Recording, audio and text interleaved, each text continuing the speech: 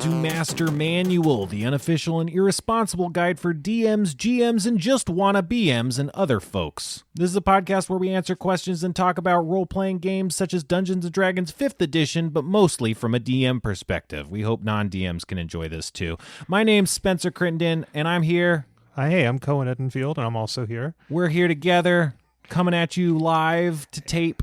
Yeah, we're recording. There's a digital recorder here, and we're presenting a simulacrum of a conversation such that people can listen to it and sort of be there with us in the moment. So that's what podcasting is. Yeah, that's the way. That's not when like aliens are reading the records of our Wikipedia. That's what they're gonna see. They're gonna be like, so they listen to past conversations as if they were friends with the people. Brilliant. Of course, everyone listening to this is my dearest, closest friend. Yeah, and, you know, this is the first episode we've recorded since we put out the podcast, so we haven't died yet. That's an important milestone. Yeah, and all we have to do is, like, not have any, like, friendship-destroying arguments in the weeks between now and when this one would be current. Right. And that's fine. If you're listening to that, either we didn't have that or we did, but then we felt like we should just release them anyway, and it was a whole thing. Yeah. A big part of my plan was to get us to the point where we couldn't do that unless it was utterly catastrophic, you know? I mean, sometimes it happens. Yeah.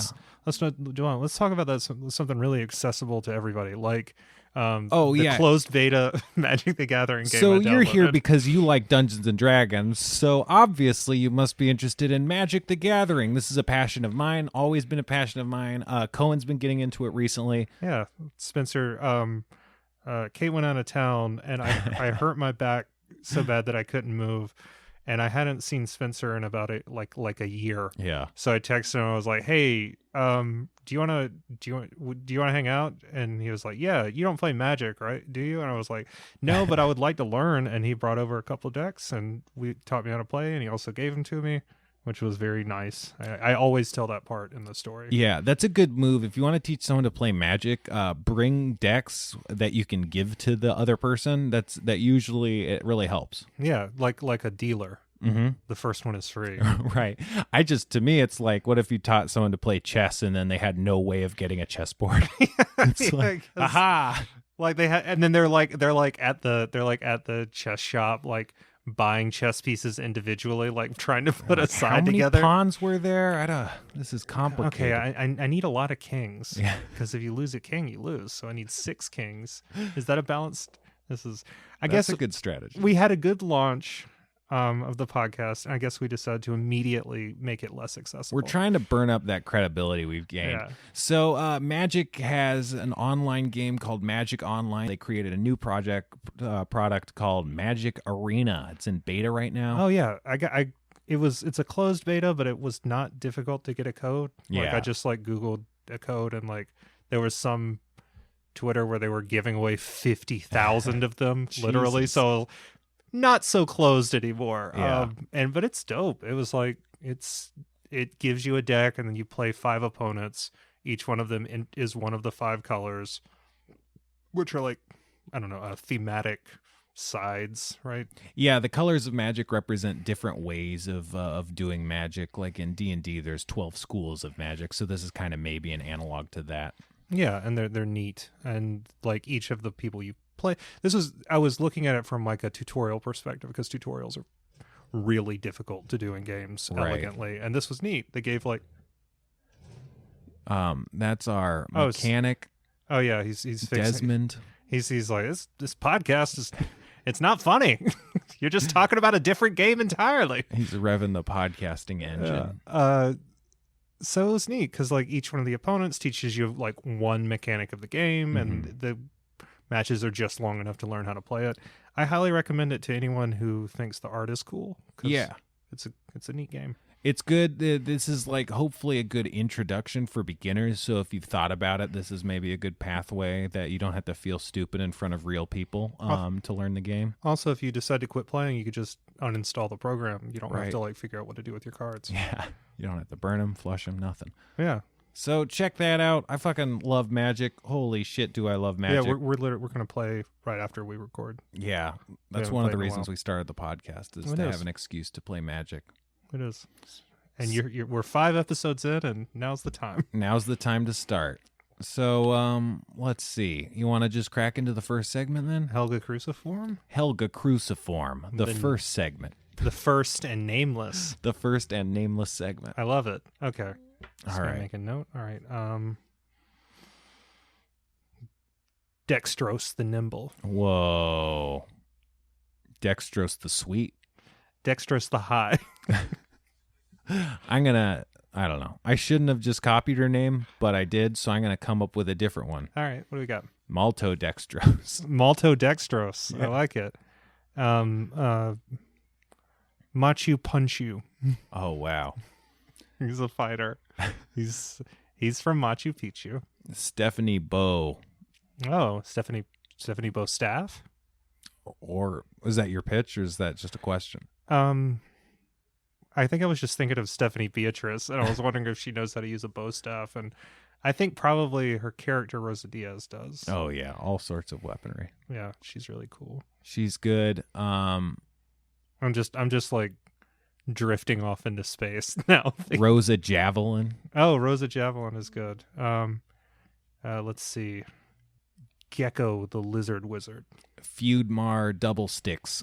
Pexus the Muscle Wizard. Pexus is really, really good. I had that one up my sleeve. That's fine. That counts. That came from. Did you ever play Gauntlet Legends for the N64? Sure, yeah. Do you remember how there were like 4 wizards, like there were different classes, and one of them was wizard, but all the wizards were just completely jacked. Right. And one of them just had his shirt off, and it's like he just looked like Conan, but it's like Rob Liefeld drew a staff into his closed fist. I was like, oh, this is Pexus the Muscle Wizard. It's like on the day the wizards were supposed to get there, they just had 3 trucks full of ripped dudes, and they were like, fucking teach them spells. Pexus. Yeah, I remember. Yeah, I think I played one of those buff wizards before. Yeah, it was a great game. Yeah. It was one that I went back to like 8 years ago. I went through a phase of beating games that I had when I was young. Sure. And never like Donkey Kong 64. I got all the golden bananas. Yeah. Which is the thing that you get in Donkey Kong 64. Yeah, they're like the Mario stars or whatever. Yeah. It's a rare game, so there's a lot of collecting. Yeah. That game was fun, though. Yeah. 5 Kongs. Just like the 5 schools of magic. Holy shit. That's a brilliant segue. But yeah. We're still right in the middle of it. And it's the segue to the thing we just finished. Shit. So let's cut that and put it in backwards to transition into this segment. Okay. Buford Hosaplenz. What's he up to? He seems just like a guy who works at a guild or is maybe like a farmer, but like a big time farmer. Yeah, I was thinking he sounded like a mogul, like he's like sort of. It's like, oh, you're gonna have to. That's up in the old mansion. You're gonna have to talk to Guilford. That's his family's land. Yeah. Or Egbert the Unhatched. Oh.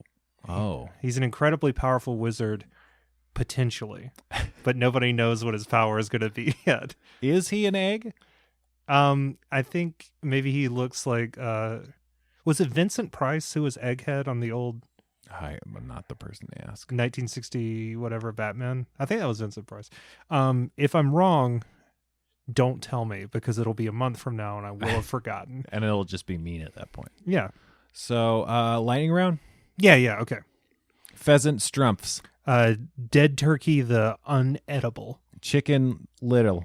Salmonectrix. That's good.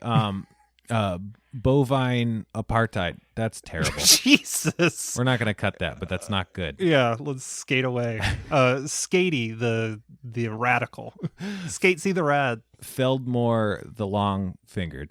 Felt less the short fingered. Zuby Tooby the drooby. I concede. to your expertise. you have won this lightning round. All right. So that was Helga Cruciform. You can use the hashtag Helga Cruciform if you want to pitch some names to us. Let me just read one off. This one is by Jason is Lost in Japan. He says Benedict Brimstone, which I really liked. Ooh. Here's another one from Imperium Volt. He says Norvo Ice Pick. I like that one. Shit, that's good. So let us know who you think won. You could always tweet at us with your name riffs, and we might read them on. It's always very good. There's been a few submissions already. It's a lot of fun to read your guys' stuff. So at Master Manual Pod, if you want to send us some stuff, just use the hashtag Helga Cruciform. This will be old news by the time I mention it. We should put a poll up Mm-hmm. like the day after the episode. Yeah. On like who won. That's great. Yeah. I was thinking that we can also going forward we can say when we're going to do the podcast to give us a name so they. Oh yeah, we should. Yeah. So we can riff names, but then if we come up dry, we could be like, oh, and someone else says this, and then we get back into it or something. I was laughing because I remembered we still have not said, oh right, the podcast comes out on Tuesdays. Yeah. And we released the first one on a Monday. So by the time that you hear this, you will know that it comes out on Tuesdays, but the people listening to this have no way of knowing. They think it comes out on Mondays, those fucking losers. I mean, that by the time that you past losers who haven't yet learned. It's all. Oh, here's a couple more. I'm gonna just do one more. Okay. From Dan Buckety Dan on Twitter. Aaron Van Laren, Baxter Biffsley, and the one that I read this for, Melda Smut Balster. No, it's Smut Blaster. Smut Blaster. Sorry, Melda Smut Blaster. That's good. Yeah. All right. So see, those are the names. Those are the names you can submit. Those are the kinds of names that we might read out. I mean, we did. All right. It's a lot of fun. We're gonna dive right into our questions. Yeah. Do you wanna maybe read the first question? Yeah. Sure.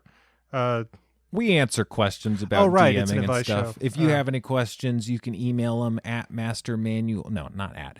Email them mastermanualpod@gmail.com. You can also send them to other things. It's probably best to email them, but whatever. It's all good. All right. Yeah. So our first question comes from. Oh, wait. I'm so sorry. If you want to be anonymous, tell us you want to be anonymous. Otherwise, we assume you don't want to be anonymous. But if you have like weird questions, like my friend just keeps getting drunk at the game, and you don't want him to know, you could. We did get that question. Yeah, that was a. Yeah. Oh no, wait, no, we didn't. Well, that was me actually. Yeah. All right. Okay, so I was the one with a drinking problem.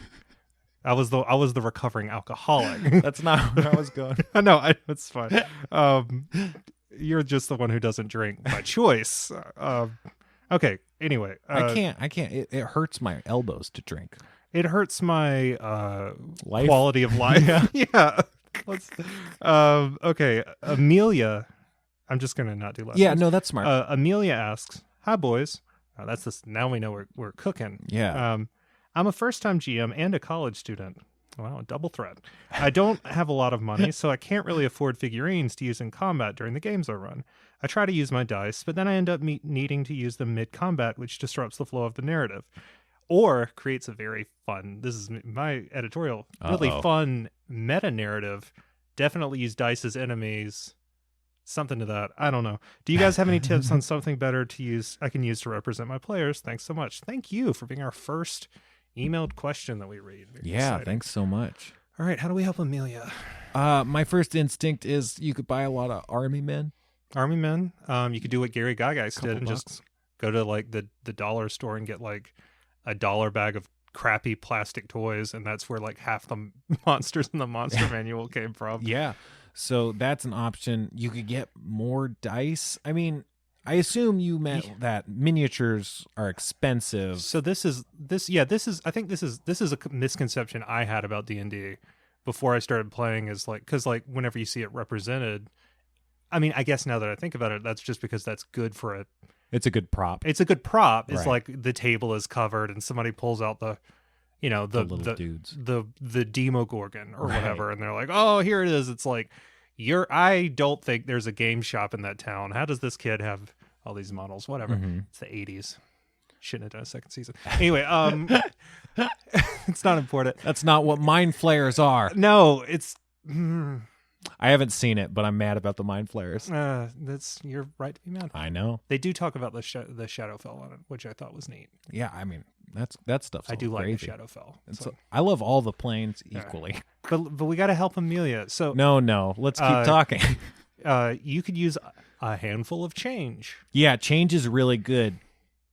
You can like coins, like pennies, because then you can kind of have mostly pennies and like a quarter is you the could boss. have a lot of fun with that. You could bring out a quarter and be like, the first time you did it, that would be like, oh shit. Oh damn. Yeah. You could print out like the stuff you're going to use, and then you can.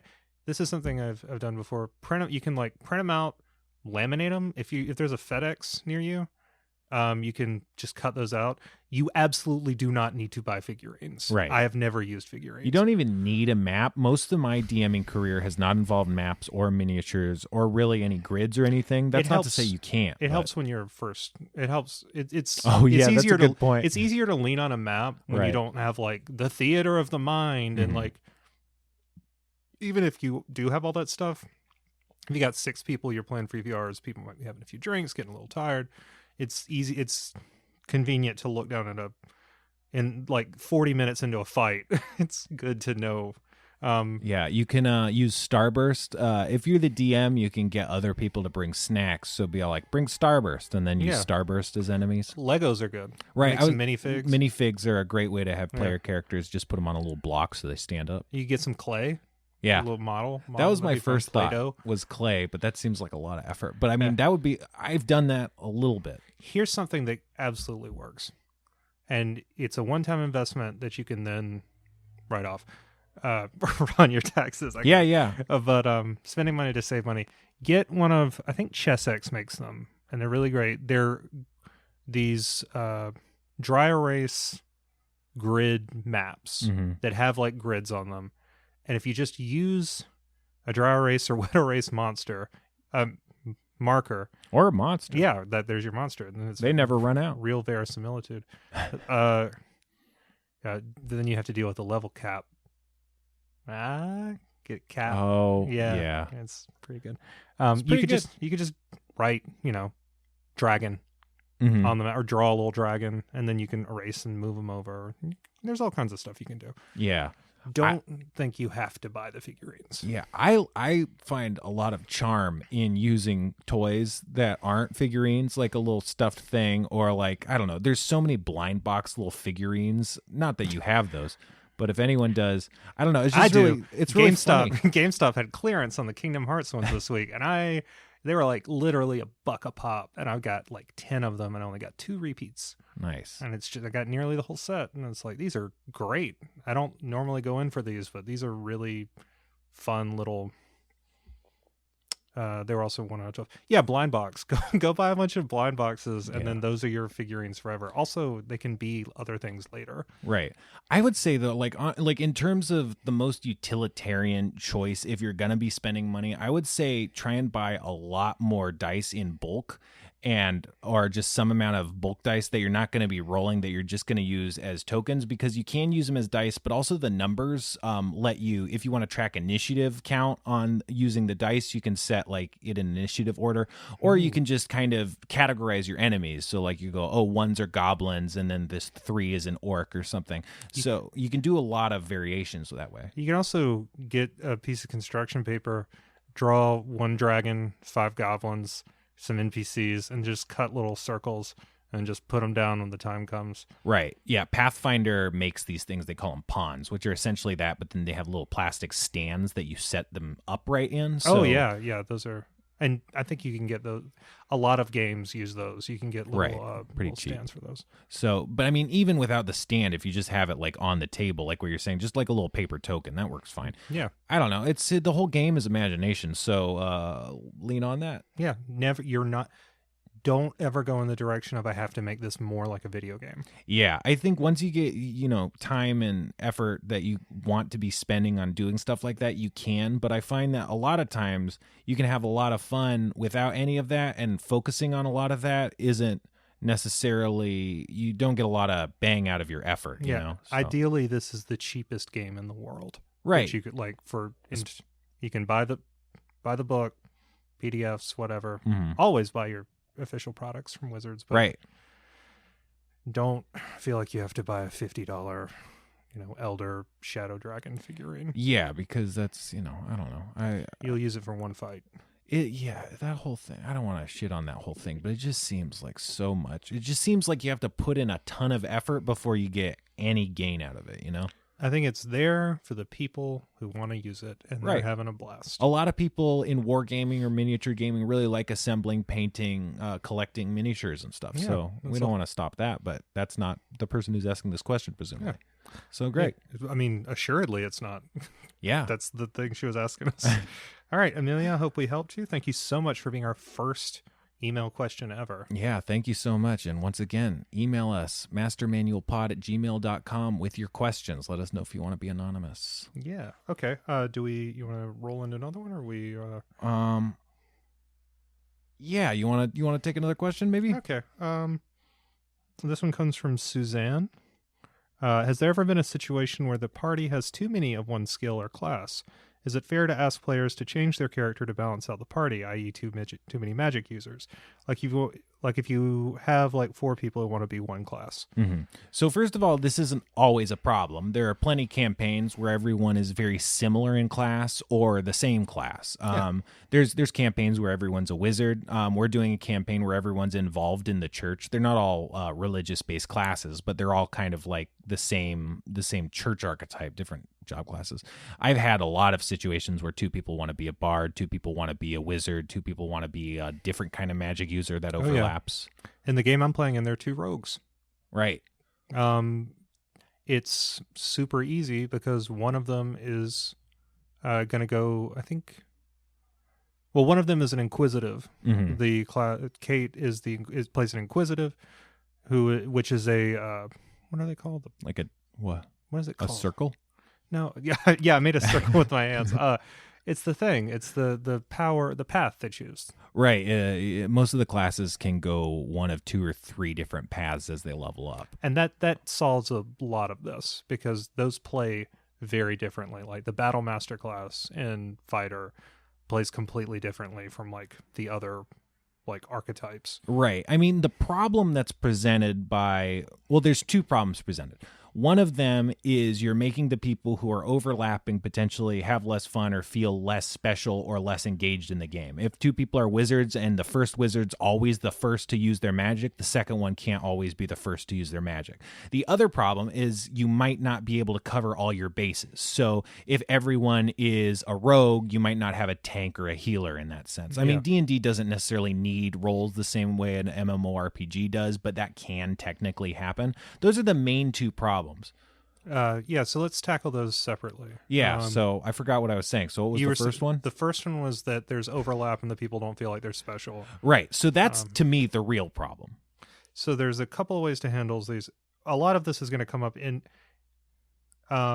This is one of the reasons that I always suggest that when you're putting a party together, you talk to the people individually instead of, hey, a group of people, let's play this, and then leave them to... settle it out. Right, because almost always someone has opinions on what someone else should do, and that usually detracts from the other person's experience rather than helping them. Yeah, because it's a role-playing game. You shouldn't be pigeonholed into playing the class that people think you are like. Or that they don't want to pick and thus think is important to have. Oh, God. Yeah, God, I didn't even think about it. I was like, hey, we need a healer. We need a cleric, yeah. Which that is I think that's bleed in from MMOs. Video games, yeah, because that's not the case. You don't really need that. If you have a game if you have the opposite of my game and you have a game with no rogues. Okay, let's talk first about people not feeling special. Right, yes. I'd say in that case, give them hooks that are based more on their backstory, on their character, as opposed to you wizard. You're like, hey, aren't you from the Eastern Isles? Right. You have the look of a miner about you. Have you? Oh, that sounded creepy.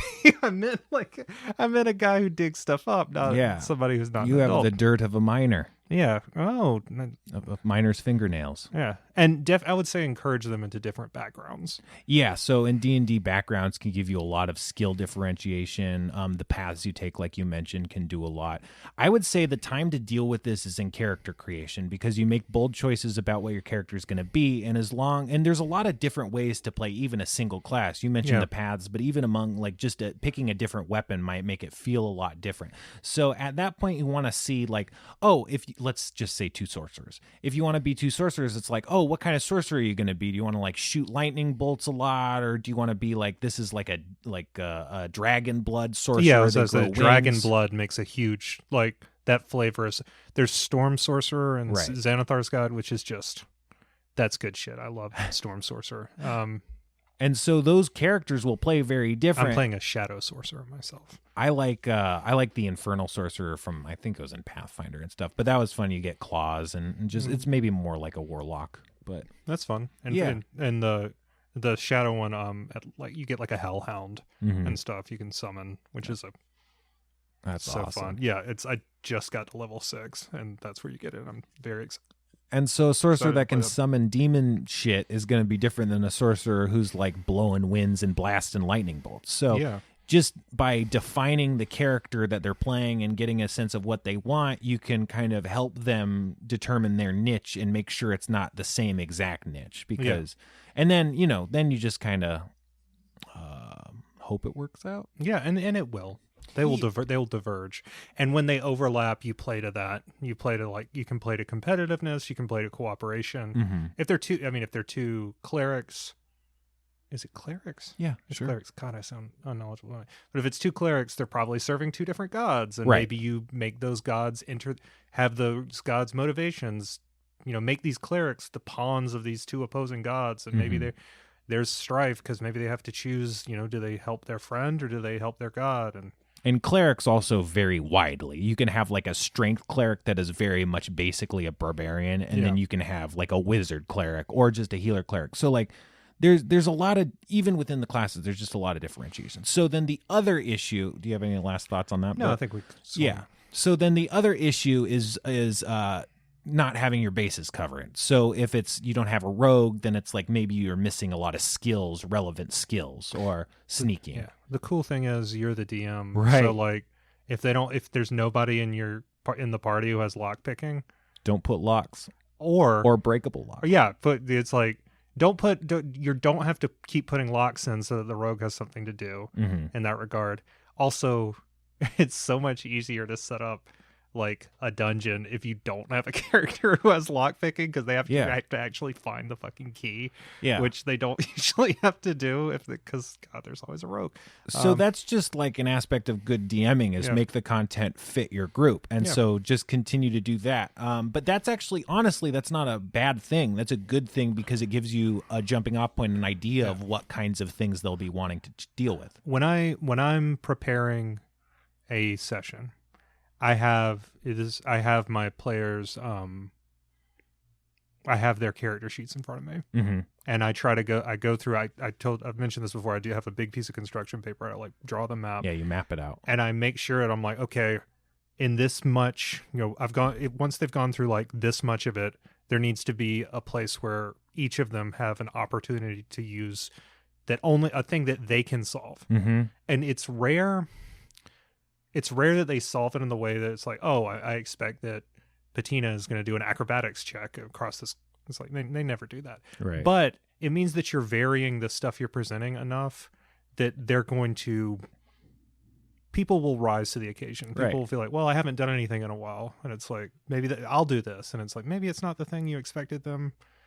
It wasn't their hook necessarily, but as long as you have a varied amount of stuff going and you're occasionally reaching out to engage people who are sitting back, you'll be fine. Yeah, and also structuring your content that way gives you a way to experience how your players react to different situations, and that's good information to learn from to shape your further content. So, like, just doing that to get a sense of how they respond is a really valuable thing that'll help you answer that question moving forward. Yeah, I learned that my players don't run from fights. Right. So that's a very common thing to learn. Yeah, I can't give them like an unwinnable fight hoping they'll run because they won't. Yeah. I've been there. I think DMs all like that might be a rite of passage for DMs. Because in video games, there's all sorts of unwinnable fights. Yeah, it's easy to set that up. All right, Final Fantasy 1. Yeah, you can have the characters run away in a cutscene and then let them start playing again. All right, so hopefully that answers your question. Yeah. All right, Suzanne, great question. Yeah, thanks so much for the question. You wanna take a break maybe? Yeah, let's go. Let's take a break. Let's keep the lights on. Yeah.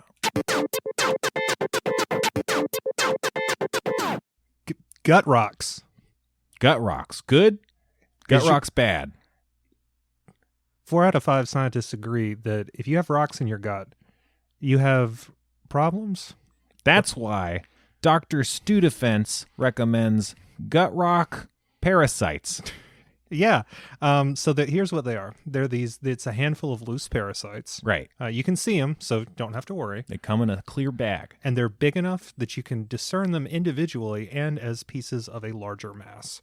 Mm-hmm. Yeah. Which is very important for the next thing we're about to tell you. Yeah. So you just lay those along your arm. Any that don't fall off when you give it a good shake. Mm-hmm. You don't want the ones that fall off. Those are dead. Scoop them all up off your arm that they're on and just eat them. They will retain their main mass, but once they get close to the gut rocks, they'll spread out, and you'll be able to determine which ones are going after which gut rocks. And you'll determine that just by like looking at the surface of your belly where they will be visible against the skin. Right. They do glow softly. This is hands down the grossest one of these we have done. No. It has to. This is a great product that we stand by, and that's why Dr. Stu Defense gives you his money-back guarantee on gut rock parasites. If you don't die, your money back. Yeah. All right. Thank you for enduring this. Use the promo code GUTROCKS at our website and at their website. GUTROCKS. Don't get them. And if you have them, get these things. Yeah, they should have, I feel like Gut Rocks shouldn't have been their slogan if their thing was getting rid of it. But what are we going to do? Right. This is another thing that we are being paid. And so I don't know if we want to undermine their sales techniques. No, I'm sorry. I'm reading from the code. Like they want it. Oh, I shouldn't be reading this. No, I'm looking. It says, that's a note this to is all part of it. Right. Like this is a whole thing. And they were like, can you give us something really meta and, in Greek, very cloying. We want it to sound natural. Right. I don't know why I did a bad Woody Allen impression. Let's just move on. Well, a bad Woody Allen, yeah. Yeah, it's grosser than the Gut Rocks.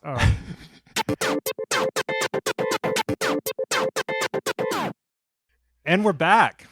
Oh, man. I did sure enjoy that suite of products. Oh, you son of a bitch. Yeah, I'm glad you did. Because I sure did enjoy that suite of products also. I know. Yeah, it's good.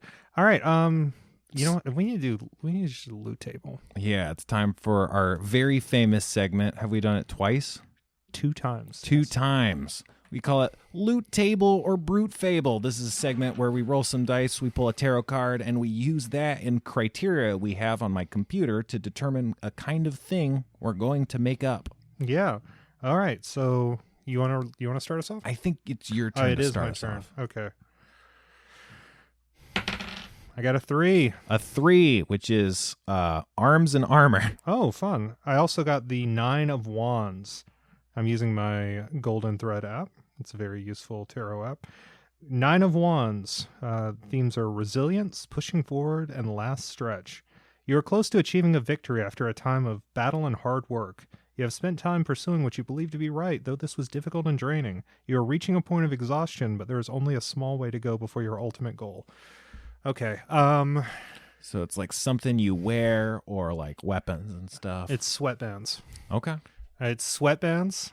They go on your wrists, and every time you take damage, they let you for every 10 damage you take, you can store 1 temporary hit point. Mm-hmm. Up to 100 damage or 10 temporary hit points. You can only activate it once it gets to 100. and once it gets to 100 and once you get to 0. Mm-hmm. And once it gets to 100 and you get to 0, you can, hit your sweatbands together and regain 10 temporary hit points for 1 round. Mm. So it's not like a automatic wake you up. Those are very temporary. Yeah. You get 1 round. You take the damage, then you that's hard to do, because what if you take the damage for some other reason? Okay, if it has to come from an enemy, because I'm trying for this not to be like completely broken. Which I don't think it'll be broken. You don't think so? I think if anything, you might want to juice those numbers a bit. Okay. Let's say. I mean, I'm not saying to do that. I just think it's probably not broken. Okay. Well, then let's say 10 temporary hit points. You take, for every 10 damage you take, you can store 1. Right. You can activate it. Let's say you can activate it at any time. Okay. But you can't store more than 10. Mm-hmm. So, yeah, it's pretty workaday. It's a workaday item. They're not putting that one on the cover. What's the story? What is it? Does it have a name? Is there someone who made it? Yeah, they're called Sweater Luck Next Time, and they were made by Pexus the Muscle Wizard, Of course. who wore them when he would jog. And he hated jogging so much, but he was like, I have to find a way to turn this thing I hate into power. Right. So clack his sweatbands together and he would regain some hit points. I'm into it. I am here for it. I'm glad. Thank you I for your stand support this. in this difficult time. All right, it's All right. your fucking turn. Yeah. I'm gonna roll a dice, and I am. And I got a 4. Okay, we need which is a magic or exotic item. We did this thing that we were worried that would happen, which is we keep rolling the same numbers. Oh, you got it also? No, I got magic exotic item. Oh, no, that's fun. Yeah. Oh. And your card is, do you want me to read it? Yeah. You got the 5 of Cups, Okay. which is associated with loss, grief, and disappointment. Loss, grief, disappointment. This card signifies the despair and sadness associated with loss. 3 of the cups are overturned, but 2 of them are still upright, indicating there is still a chance to salvage what has been lost. Damn. What you got? So this to me is like it's a magical drinking set, like a little kit of glasses and stuff. There's 3 different glasses, I like it. and two of them, if you drink, you forget stuff, like sad stuff. But Ooh. one of them, if you drink, like you absorb the sadness that the other 2 have forgotten. So like the idea The was memories or like the feeling? both. So okay. The idea is it's kind of a nice thing that helps people out, but the person who made it is like, and you know what, I'm gonna get all this negative energy for me because he's a bad guy. Oh, okay, right. Right. Or maybe like he's using it to power his like dark scion gate or whatever. Yeah, it's like he wants to gain all these negative memories and energy to kind of do something bad. So maybe like when he would be doing it, it would just be 2 cups and he'd keep the 3rd one like under the table, absorbing. But now like it's out in the world and it's the set of 3 because right. Well, like to me, it's like he did this and then it really caught on, and so now you can find these sets everywhere. Oh, okay. But that's like years and years after his whole story ended. Yeah, because maybe there's like it turned out to be it's kind of like the pensieve from Harry Potter. Yeah, that's kind of like what I was thinking. Like initially, my thought was kind of like a pensive but drinking, you know? Yeah. Because cups. Yeah, I no, don't it's know. good. It's good. It's good. It's so good. I like it. No, I know. I don't say that when I don't like something. I know. It just sounds so. I know it sounds really insincere. I don't blame No, you. it's great. It's great. I love it. Can we move on? No, Yeah. it's good. That's how I feel. It's called. What's it called? Better Cup Next time. Better cup next. No. Maybe it's called the you forget things, right? Mm-hmm. Shit. Like there's I'm thinking the Gambler's something, like the Gambler's Reprieve or something. I don't, like Gambler's Brewin. The Gambler's Brewin. You like the Gambler's Ruin? Oh, the yeah. philosophical concept. Well, Gambler's Ruin. Oh, okay. No, never mind. I thought that made sense, and then it didn't. Yeah. The Gambler's Brewin. Yeah, that's good. Okay. It's good. I'm pleased.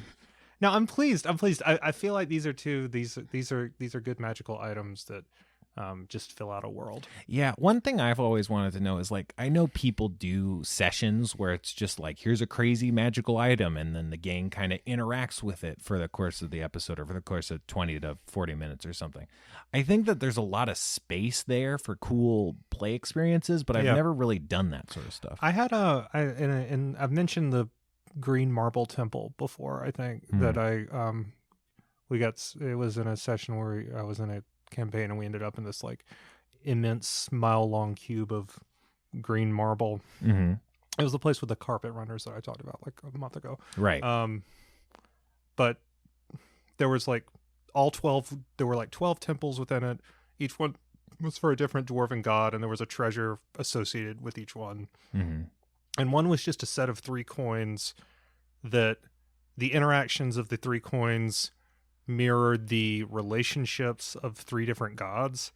So it was like there was one that you would flip, and a second that would always flip the way the first one flipped, and a third that would always flip the opposite of the way the first one flipped. So you could like use them, and it's like there's no magical thing, there's no like you can't use that against an enemy, but you can use it in like tricky games and stuff. And it was supposed to represent like a dwarven goddess and like the guy who she married and the guy who was pursuing her, and they were opposite, and it was a whole deal.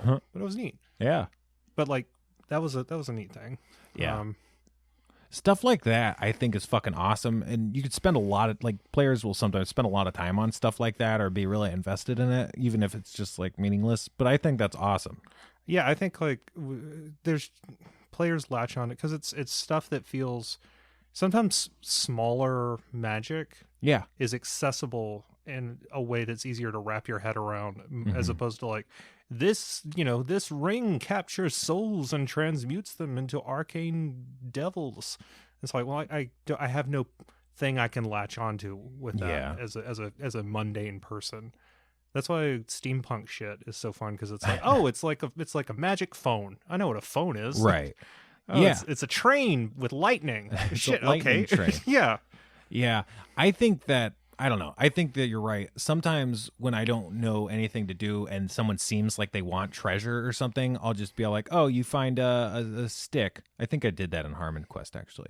And then it's just a magic stick, and it's just like the smallest like it could be a stick that when you throw it, it reappears in your hand or something. Like the smallest, mostly useless effect. A returning spear is like my catnip. Like if you throw, because you like throw the spear, and like I've seen that in so many different campaigns. It's like, badass. It looks cool. It's a cool thing to do, but it's like little things, like the tiniest thing, like a ring that makes your hands cold. Yeah.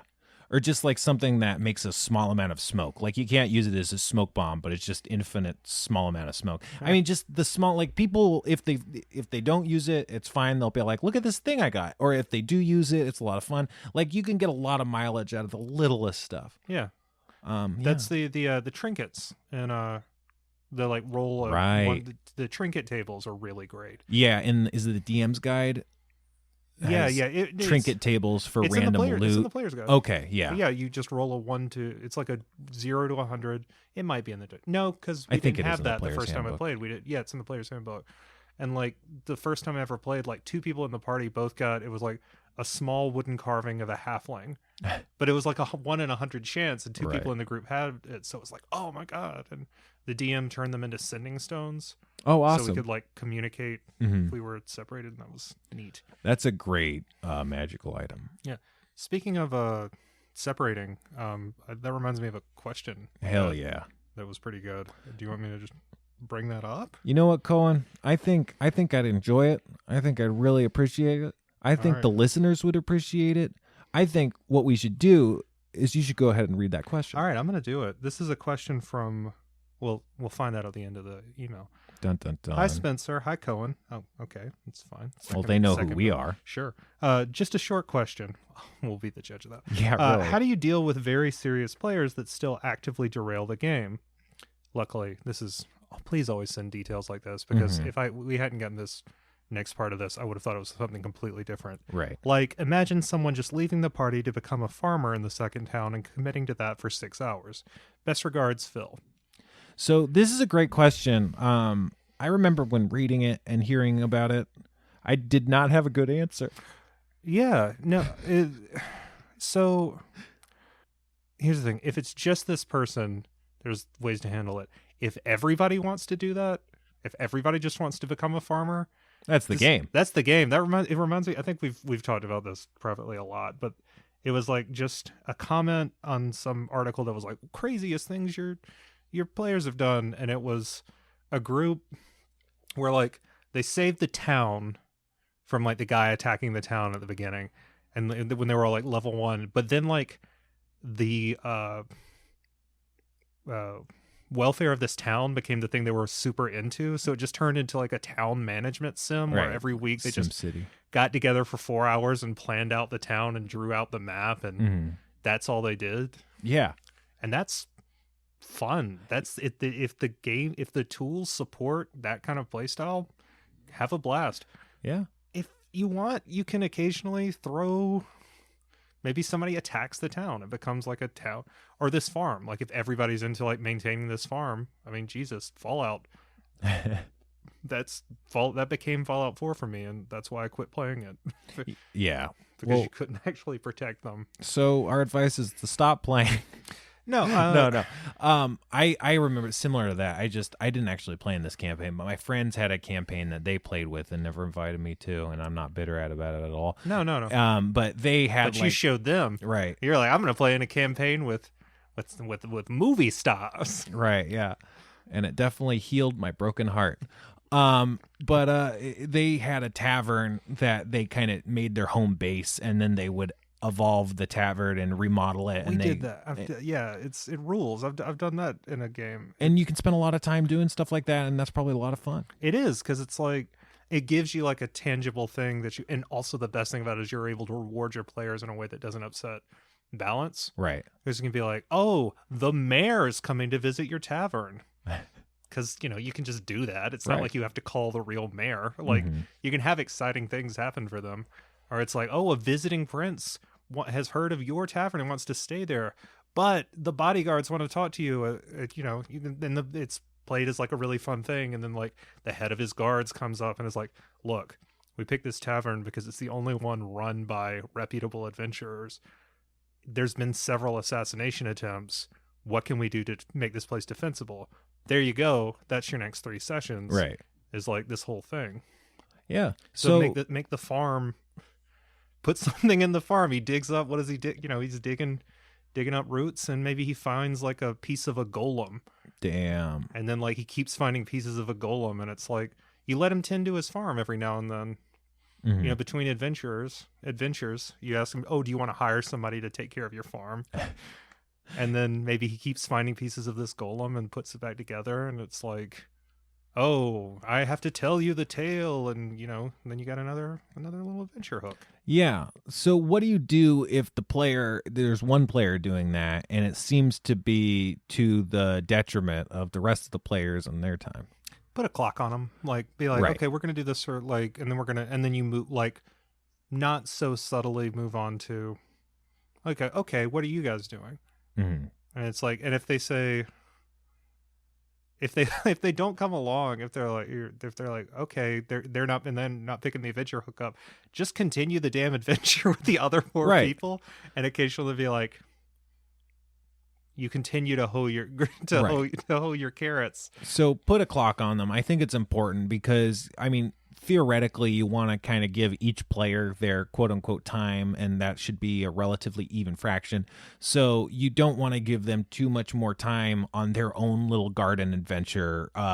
You want to give them that same amount of time. Honestly, maybe a little less if you want to disincentivize that sort of thing. Yeah.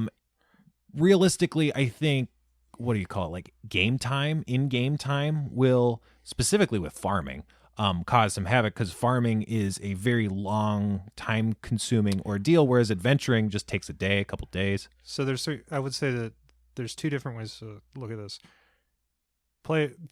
You want to give every player their equal moment in the spotlight, but there's a difference between spotlight and downtime. Right. The way to phrase this is, what have you been doing? Like, let's say they have an adventure, they defeat the demi-lich, they come back, and you're like, okay, it's been a month since you fought the demi-lich. What have you been doing in your downtime? What have you been doing this time? And then, they've been working on their farm for a month. and maybe 20 minutes, maybe 5 minutes into them working on their farm, you can be like, okay, well, that's about all you can do for now. Things take a while to grow. Yeah. So do you want to go on this adventure? Yeah, because I just can't imagine if you're the DM and you're like, okay, you hoe this row and you hoe this row, and now the plants sprout. Like that takes months. So like you can't give one player months and then like have the other person be going in 6-second turns. Like 6-second rounds of combat. So like I don't know. I think that these are mostly the answers. Right? Yeah. If somebody's like being obstinate to that point, and they're like, no, I'm staying on my farm. Mm-hmm. They might just, they can just be screwing around and they're just joking, and that's fun. Yeah. But maybe, don't give them attention. Like while they're doing it, say like, all right, you're still on your, and if they ask like, well, what am I doing? It's like, you're still on your farm. Do you want to hire a stagecoach to catch you up with the party? Yeah, because like you don't want to shit on what they're doing, but at the same time you can't just let them go on the whole time. If it gets really bad, I think the answer is probably just to talk to them about it. Just be like, I think this is bumming everyone out. Yeah, there's got to be at the table. No, not at the table and not during the session.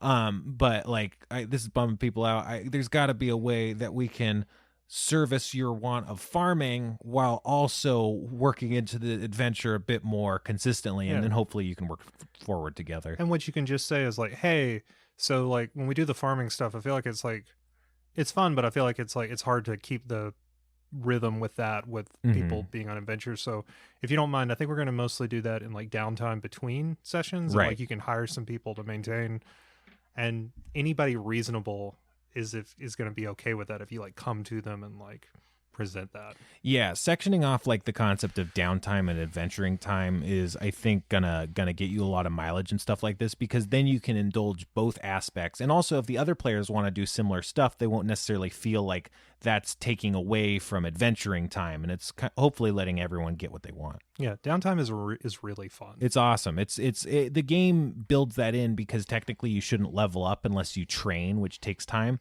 So, like, technically speaking, to level up, you'd need some amount of downtime. So working that in as something fun and not like a restriction built into the leveling system is a good way to approach it. Yeah, I tend to have players level up when they like witness something wild, or like especially like if they're like, oh, this is like they've ended up like in the middle of a dungeon, but it's a pretty long dungeon, but I know they're not going to leave. Yeah. All right. Okay. Well, when you drank that weird goo that you all drank, you all leveled. Yeah, to be clear, you don't need downtime to do that, but I think that it's like it reinforces the idea that like downtime is a fun part of D&D that's not the same as going into a dungeon. It's why Harry Potter books always start at the end of August and end at the beginning of summer. Right. Because then Harry's like, you find out what Harry Potter's been doing. And it's pretty boring. It's the most boring part of the books. And that's why he needs to go to Hogsmeade. Yeah, but like it is what it's like you need to... I guess I'm thinking of this as I'm saying it, but it's like the reason people are like, why does Harry Potter go back to the Dursleys? It's like because you have to keep reinforcing at the start of every book and between adventures to connect that it's like there are non-adventure times. Right. There is mundanity. And working that into your game a little bit makes the exciting stuff pop. Mm-hmm. Definitely. So hopefully that answers your question, huh? Yeah, it's why dragons are rare. And dungeons. And dungeons, yeah. I don't know. Are dragons rarer than dungeons? I think there are more dungeons than dragons. Yeah. I've been in a lot of dungeons, and I've only run across a couple dragons. Yeah. So it's a big misconception. I think people think there's a lot more dragons going on in Dungeons and Dragons. They do put like dragons. They used to feed. Wasn't there one on like the red book or whatever? Yeah. And there's one on the screen. I mean, dragons are pretty dope. They're awesome. Yeah. All right. What do we want to do? Do you want to do some alternate monster? Yeah. Let's finish with our classic segment, alternate monster lore animals. Yeah. And if you have some, or if you want to show us, we got some a nice drawing from my friend Amber Cragg. Yeah. She does Steven Universe person, and she did a nice drawing for us. by the time you hear that will have been up. That will have been up for 1 month. So You will have scroll back. had a great time enjoying it. Yeah, I'm gonna just look at it every single day. I love it. It's a really good picture. Yeah. If you have fan art, you don't have to have fan art, but yeah, we'll probably retweet it. yeah, man. Especially now when we're like small time. I mean, later we're just gonna be like stepping over that in the street, but now we're hungry. Yeah, I would love to hit a threshold where I'm like sick of fan art. Fan art is never gets old. It's amazing. Yeah, no. That's actually why we're doing this. Yeah, no, we're sourcing cheap fan art. Yeah. Okay, so we have a hashtag though. It's what is it? It's AML Immels. AMLIMALS. Amlimals. Amlimals. Yeah, there it is. Hashtag Amlimals. Okay, so what do we got? I can't remember. Did we come up with a monster before this? No, we didn't. Okay. What about tree folk? Tree folk? Yeah. What, like ints? Yeah. Okay. Yeah. What's like vine folk? Yeah. Or like small, like sapling folk? Yeah, okay, so ints. We're talking about Lord of the Ring ints. Yeah, more or less. Let's just say we're talking about those. So big. There are no kids, there's no women, because the ent wives left. That's the thing. They left. That's why he sings the song. It's a funny thing. And like they wives. They were more like they had like gardens and lawns and stuff. Mm-hmm. Like bushes. They weren't like big trees. They were very slow. Yeah. Slow moving, slow to anger, slow to action.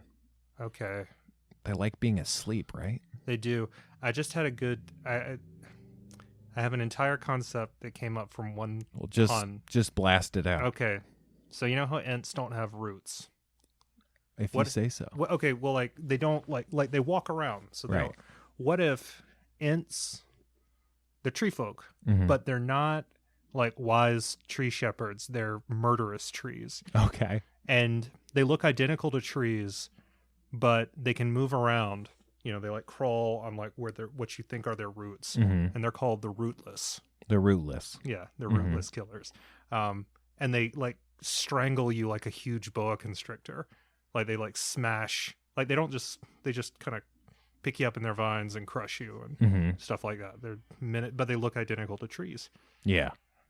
And if you're passing through a forest, you know, they don't give anything off because they're just trees. So you might sleep under one, and then it would just kill you. And yeah. So an expert, like the main thing to tell between like a rootless and a regular tree is if you look real close, like their roots don't kind of go into the earth and insinuate widely and lift up sidewalk tiles. Yeah, like it'd be a really big tree and you'd expect to see some like external roots, mm-hmm. but they just it just goes directly into the ground. Yeah, they seem pretty minimal roots. Yeah. And then maybe if you were to push on one really hard, like it would sway a little bit more mm-hmm. than it should. So right, it's more bendy. Yeah, so like they actually don't have amazing balance. Yeah. Yeah, this is silly. I like it. I feel like it's like a good like challenge rating 8 monster. Mm-hmm. You know, it's sort of hitting that mid tier like a wraith. You know, we were saying it's an alternate like ant archetype, but it's really more of like an alternate assassin vine archetype, or is one that of these assassin vines are like essentially like a snake but a vine. So they sneak up and strangle you and stuff. So this sneaks up on you, but it's like an old growth oak tree. Yeah, or like a super huge pine. It's a much more comedic version of an assassin vine. And I like the idea that it has to sneak. Yeah, it's like crawling around on like little fingers. It's like, okay. So like if it goes up, it's got like these tiptoes. very small like hundreds of like tiny like almost like the last knuckle of your finger that goes up on it, just like a carpet of digits. Right, and when it moves, it does play like it's like a high piano key kind of little like a Looney Tunes. Yeah, like one of those. I think that would be cool. I love these. So what else? What's their story? Do they just grow like trees, or do they have a society? I think a druid. Or maybe some nature god that's not around anymore. Okay. Or Pan made them mm-hmm. to defend his. Pan used to have a sacred forest on Earth, or not on Earth. The material plane. On the material plane, right? But he got bored with that because he's a mercurial fucking pan god, and he got bored with it. And so then he just like left these like he made some trees to be like, this shall be my grove, and here I will frolic and fuck and do all the things I'm known for. Play little pipes and dance around on my kicky goat legs. But he didn't make roots because he's a feckless, he doesn't have god. time for this shit. So he didn't think it through. So like, they're trees with no roots, and roots are the things that keep trees in one place. So these became like roaming, violent forests. So they just got fucked, and so they're like, Yeah. God damn it, I guess I gotta go find something to eat. Yeah, like so they got nothing. Like they're doing defense, Right. but they're not, like, he made them hungry because he's hungry and thirsty because he's like that nature god, and they're not rooted to a place because he's feckless and goes from place to place, and it's his version of trees. Yeah. He was like, oh, I'm gonna have a party. Like he was like, it's like tiki torches, and he's just like throwing shit together. He's like, and some trees here and some trees here, and fine, it's gonna be great. Right. This party of the year. And then he just like woke up. He was like, oh, Jesus, I'm going back to the Sylvan Plain. Yep. The Feywild? There it is. That's it. Yeah. I'm going back to the Moonshay Isles. Going back to Ironhold. And so the trees, they were just really hungry until like a squirrel came up, and then they accidentally ate one, and they're like, wait a second. Yeah. This is our whole deal now? We have to go find and eat things? Yeah, like they got hungry because he made them in a dumb place. Right. And then they just started wandering around. Yeah, I'm into these. The Rootless. The Rootless. Yeah. You can use them in your campaign anywhere. Druids might be able to tell the difference, or they might know some stories. Anything with nature could maybe use this. A good nature check. Elves. The nice thing about a nature check is it covers a lot, and it's not as much of a dead giveaway as like make a perception check, because I feel like anytime you ask them, that's why passive perception is a concept. Yeah. Because the second once you ask somebody to make a perception check, they've basically succeeded. You can't. That's like, I'm about to surprise you. Right. And I mean, you say you have your player's character sheets in front of you. I usually make a cheat sheet with the most relevant stats and skills of all the players, just so I have them in front of me. You can also just roll perception checks for your players if they're comfortable with that. That way you don't do it all the time. Just for when you would otherwise ask for a perception check, you could just do that. Yeah. So use the Rootless in your campaigns if you'd like. Otherwise, just draw them and send them. Yeah, it's easy. It's like drawing a tree, but you keep going. Right. I mean, you could even just send us a picture of a tree that you found. Yeah. I'd just be like, see? This is going to be it's an easy Photoshop. You said fan art, not non-photography. That's true. It's fan collage. Right. It's fun. All right. Did we do it? Did we do another one? I think this is most of the thing. Do you have anything you want to plug? Any last-minute business? It sounds like you're going to kill me. Any last words? Yeah, that's it. Have that vibe. No. I had a great time. Yeah, yet again. Thank you so much for listening. Oh, God, like I said, this is the first one we've done since we released. It's been pretty positive. We want to keep it up, get you more involved, We have some ideas that we haven't cooked up quite yet, finished off, but hopefully we'll be building this out a bit more. So we got some nice questions, and like some of them were like stuff we had been thinking about doing already. So that was fun. If you have any ideas, things you like, things you don't like, feel free to let us know. You can be nice about it, but we like feedback. And praise. Right. Send praise to Cohen. I don't actually... I have this thing where I find praise disingenuous.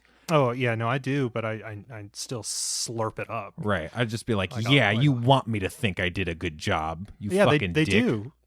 They do want you to think that. Yeah, so they can like borrow my car. Oh, is it? It's a pretty nice car. I like it. Yeah, it's nice. I can see why you would have that concern. Yeah, I don't know. I just feel like anytime someone gives me a compliment, I feel like A, they're wrong, and B, they're intentionally lying to me for some reason because they couldn't possibly just think the thing that they're saying. It has to be an angle.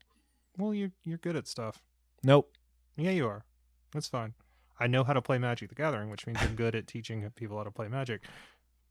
That's just facts. You can't deny it. Yeah, I'm not going to deny it. I like to think I'm good at teaching people stuff. I have a lot of experience giving sincere compliments to people who don't want to take them. So I have a lot of judo in that regard. It's like, all right. Anyway, hit us up at Master Manual Pod. Right, at gmail.com, at Master Manual Pod, or all of our social accounts, Facebook. We have Instagram. a Reddit. Yeah, Reddit. Yeah. We wanna open up the discussion, see what you guys are saying. Cultivate that fucking community. Yeah. At some point, we have one now. I don't know what we're gonna do with it yet. The Discord. Yeah. We're slow rolling the release of the Discord. It exists if you find it. So yeah, if you find it, you have passed our test. Right. And you just got to answer the 3 riddles. You can see me saying... Our riddles 3. Yeah, you can see me saying, oh, sick, it works. And I think that's all that is on the Discord at this moment. That's probably it. Yeah, but otherwise... Have a nice week. Yeah. And until next time... Until we roll again... Have a nice week. Have it roll out. And until we come up with a sign-off... roll out until we roll again. That was good. I like that the best out of anything. Yeah. Okay. Let's pretend. Let's just cut everything how you said after that. And let's cut this. All right. Okay. Bye. Bye.